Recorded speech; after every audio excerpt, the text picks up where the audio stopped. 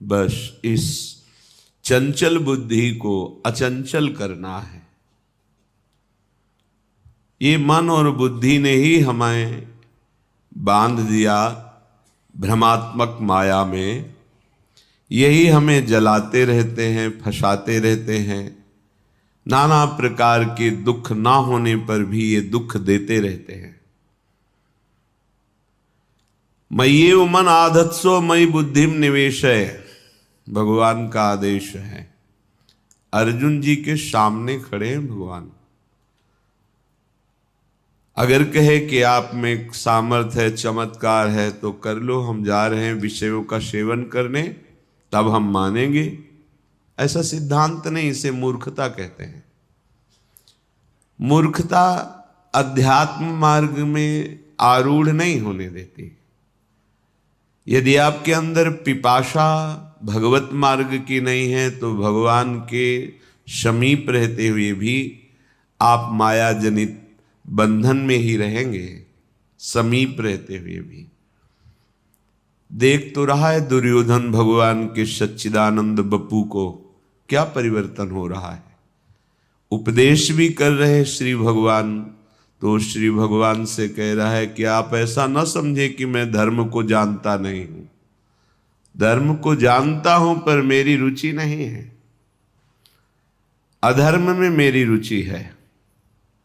यदि आपकी वृत्ति भगवद विरोधी आचरणों में सुखपूर्वक विचरने का भाव रखती है तो कोई आपका परिवर्तन नहीं कर सकता।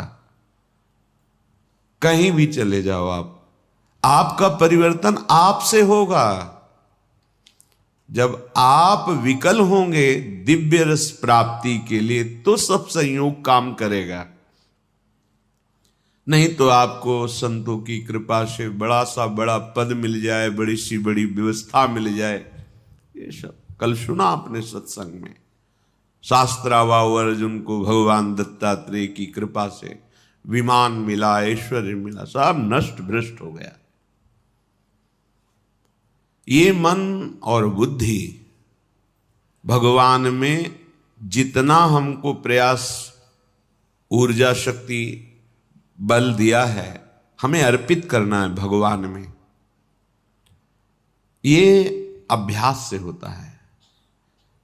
आप रात दिन जब इस बात का अभ्यास करेंगे कि आपका मन, आपकी बुद्धि प्रभु में अचल हो जाए, तो हो जाएगी, पक्का हो जाएगी। पर आप अभ्यास नहीं करते। आप सोचते हैं कि कोई ऐसा चमत्कार प्रकट कर दे, तो हम आपको कहते हैं ऐसा कोई चमत्कार नहीं है।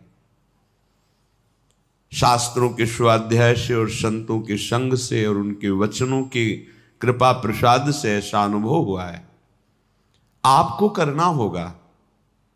संपूर्ण शास्त्रों में भगवत प्राप्त महापुरुषों की ही वाणी है और वो अपने निज जनों को सामने ही उपदेश करते हैं।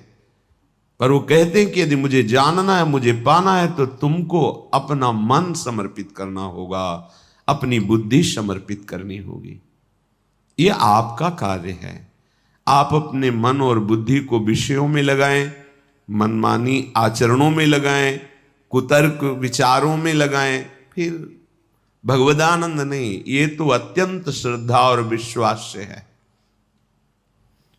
वचनों पर श्रद्धा विश्वास करके जब आगे बढ़ा जाता है तो भगवत कृपा से हृदय में प्रकाश होता है। जैसे अभी आंख मूंदो तो अंधकार नजर आएगा, फिर आंख खोलो या मूंदो एक ही बात नजर आती है। वो नजरों में बैठ जाते हैं। वो कोई प्रवचन की वस्तु नहीं है, वो कोई पार्थिव वस्तु नहीं कि उसे प्रमाणित करके दिखाया जाए। तो अनुभव गम में भजे ही जय संता।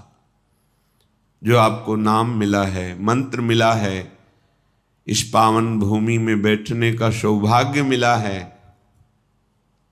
यहां की बड़ी सी बड़ी पदवी मायाकृत है।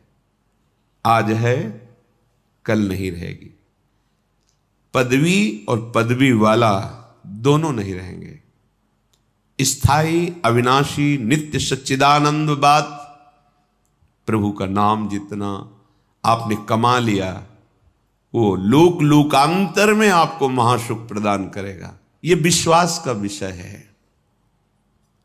इसको बाहरी किसी कागज में लिख करके प्रमाणित नहीं किया जा सकता। ये हृदय का विषय है।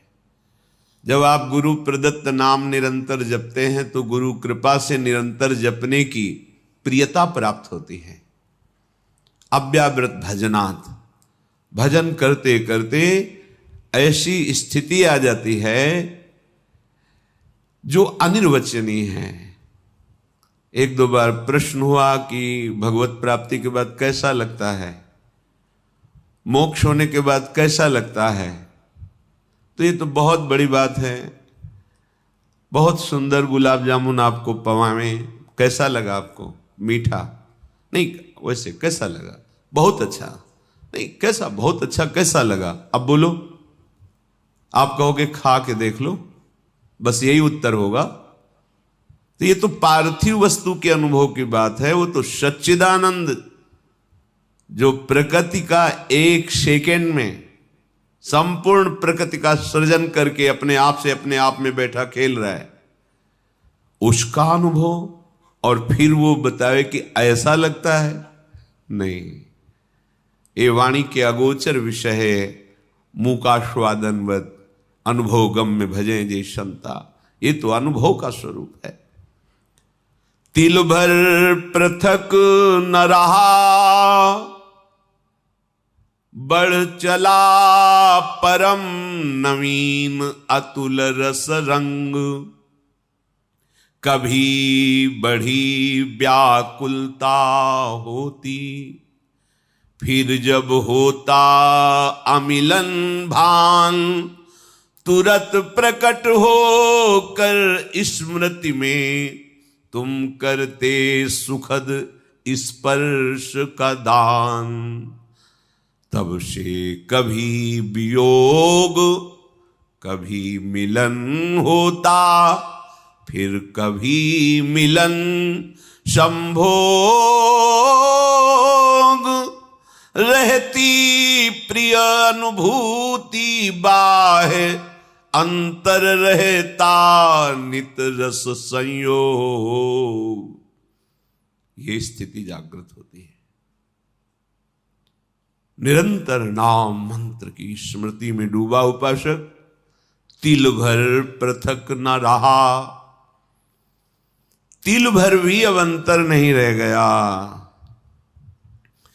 किसी ने प्रश्न किया, क्या जीव कभी भगवान हो सकता है क्या?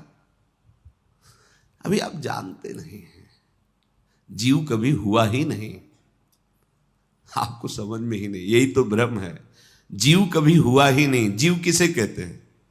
जिसने शरीर को मैं मान लिया उसे जीव कहते हैं, और जिसने शरीर राग का त्याग कर दिया उसे शिव कहते हैं। शिवोहम सोहम स्मृति वृत्ति अखंडा। कुंडल नाम आकार का हुआ है सोना ही, कंकण नाम आकार का हुआ है सोना ही, हार नाम उसी स्वर्ण का ही है। ये नाम रूप गलित कर दो तो बचा क्या? स्वर्ण ही। तुम्हारा जीव संज्ञक संबोधन शरीराभिमान के कारण है, नहीं तुम शिव स्वरूप ही हो, भगवत स्वरूप ही। तिल भर पृथक न रहा, तस्मित तज्जने भेदा भावात।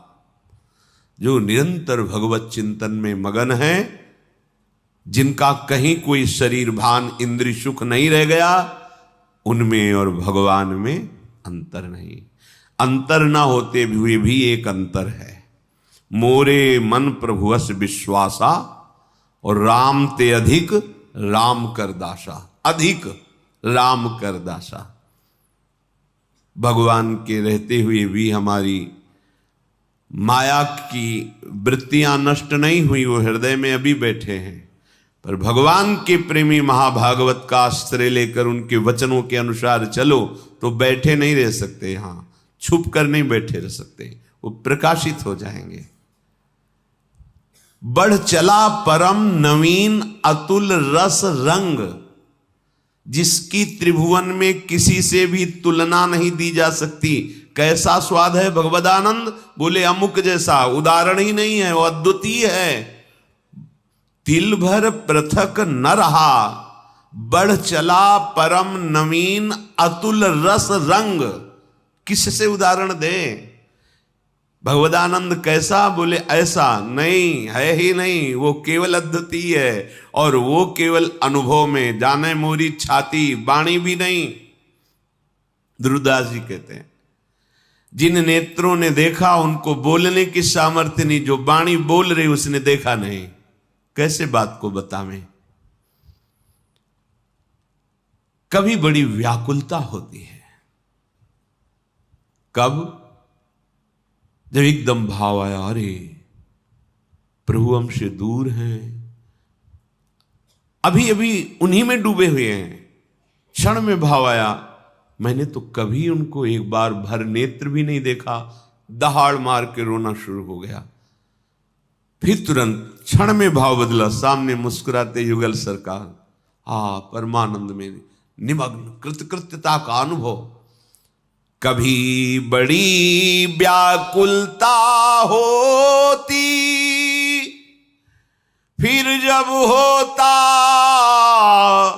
अमिलन भान, तुरत प्रकट होकर स्मृति में तुम करते सुखद स्पर्श का दान। तब से कभी मिलन, कभी वियोग, फिर कभी मिलन संभोग, रहती प्रिय अनुभूति बाह्य अंतर, रहता नित रस संयोग। ये स्थिति कभी स्मृति में छाए हुए हैं, अंदर ही अंदर बात हो रही है, आलिंगन हो रहा है, रस में डूबा हुआ। ये मम भक्ति युक्तो भुवनम पुनात, सतरति सतरति सा लोकांतारयति। ये सांसारिक बुद्धि कल्पना भी नहीं कर सकती उस रस की। बस एक त्रिगुण की धरा में ही सारी बातें होती हैं। ये त्रिगुणातीत रस है, ये द्वंद्वातीत है, कालातीत है। ये चलता रहता है। कभी मिलन का अनुभव, कभी वियोग का अनुभव, कभी फिर मिलन, कभी फिर वियोग। नवम नवम रस, तन मन के बिछुरे नहीं, चाह बढ़े दिन रैन, कबहु संजोग न मानही। जब कभी महापुरुषों से बात हुई तो हृदय से उनके कि आज तक भजन नहीं हो पाया, रात दिन लगे हैं, लेकिन कैसी भजन की भूख है। भजन में पूरा जीवन व्यर्थ जा रहा है, भजन नहीं, रात दिन भजन में डूबे, कोई एक शब्द भी बाहरी नहीं। भजन कैसा भूख है, प्रभु की कैसी प्यास है। तब से कभी वियोग, कभी मिलन, फिर कभी मिलन, कभी संभोग। ये प्रिय अनुभूति निरंतर नवम नवम नवम नवम। उसको फुर्सत कहां है? अपनी शुद्ध की फुर्सत कहां है? क्यों? मिले नेत्र नेत्रों में जाकर, श्रवण मिले श्रवणों में सत्य, मिली अन्य सारी इंद्री, प्रिय के इंद्री समूह में नित्य। हृदय हृदय में मिला, समाये प्राण सदा, प्रीतम के प्राण एक रूप हो गए, रहा रंचकु भी नहीं भिन्नता भान।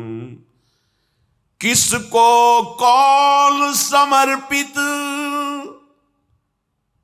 किसमें कौन हुआ कब कैसे लीन, प्रीतम है या प्यारी कौन बताए सुधि बुद्धिहीन।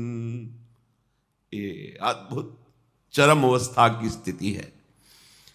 नेत्र तो प्यारे के नेत्रों में समा गए, नेत्र प्यारे के नेत्रों में समा गए या प्यारे नेत्रों में समा गए, कौन निर्णय करे। नेत्र प्यारे के नेत्रों में लीन हो गए या प्यारे हमारे नेत्रों में समा गए, इसका निर्णय नहीं हो सकता। किसको कौन समर्पित, किसमें कौन हुआ, कब कैसे लीन, निर्णय नहीं है। प्राण भये कान में, कान भये प्राण में, ही में न जान परे कान है कि प्राण है। नेत्रेंद्री प्रीतम के नेत्रों में समा गई, प्रीतम मेरे नेत्रों में समा गए, क्या निर्णय करे। श्रवणेंद्री उनकी सत्य शब्द बोला, सत्य, ये श्रवणेंद्री श्रवणों में समा गई। अब केवल प्रीतम के हृदय की बात सुनाई देती है और कोई बात नहीं। सारी इंद्रियां अपने प्रीतम में लीन हो गई। प्रत्येक इंद्री प्रीतम के सानिध्य का अनुभव कर रही। हृदय हृदय में मिल गया, प्राण प्राण में समा गए, प्राण प्रिया प्रीतम हो गए। शपथ पूर्वक कहते हैं, मेरे प्राणनाथ श्री श्यामा शपथ करो तिरछे। अब न इंद्री बची है, न मन बचा है, न बुद्धि, न चित्त, न अहंकार, एक रूप हो गए, रहा रंचक भी नहीं भिन्नता भान। अब किसको कौन समर्पित, यह है महान प्रेम समाधि। अब किसको कौन समर्पित, किसमें कौन हुआ, कब लीन, इधर से या उधर से। अब इधर उधर दोनों की बात नहीं रह गई, अब एक हो गए, एक रूप हो गए, रहा रंचक भी नहीं भिन्नता भान। कैसे कोई वाणी से वर्णन करे कि भगवदानंद क्या है। ऐसे सुख में मोक्ष सुख भी हल्का हो जाता है, नगण्य हो जाता है। इसलिए ये जीवन इसी महासुख के लिए मिला है। केवल बुद्धि से शरीर व्यवहार का निश्चय, बुद्धि से इंद्रियजन्य भोगों के सुख का निश्चय, अंतःकरण से मैं की सत्ता बनाए रख करके विचरण करना, यही संसारिकता है। आप सब संसारिकता में नहीं, आप सब अध्यात्म में हैं। उठने की कोशिश करो। जहां हो, ये भूमिका स्थायी नहीं है। एक ऐसी स्थिति है जहां न हर्ष है, न शोक है, न दुख है, न सुख है, न मिलन है, न अमिलन है। न मिलन है, न अमिलन है। एक रूप हो गए, रहा रंचक भी नहीं भिन्नता भान। फिर भी चाह बढ़े दिन रैन। कैसे कोई समझ सकता है। निरंतर नाम जप, अन्य विचार शून्य हृदय। ये बहुत बार आपसे कहा है, उपासक यदि जल्दी लाभ लेना चाहता है तो दूसरों की बातों को सुनना बंद करे। हम जो सुनते हैं, जो देखते हैं, जो बोलते हैं, तीन का साधना में बहुत बड़ा प्रभाव पड़ता है। ध्यान दीजिए, आप जो बोलते हैं, आप जो देखते हैं, आप जो सुनते हैं, वही आपका प्रधान चिंतन बनता है। और चिंतन जो करते हैं वैसी आपकी स्थिति होती है। इसलिए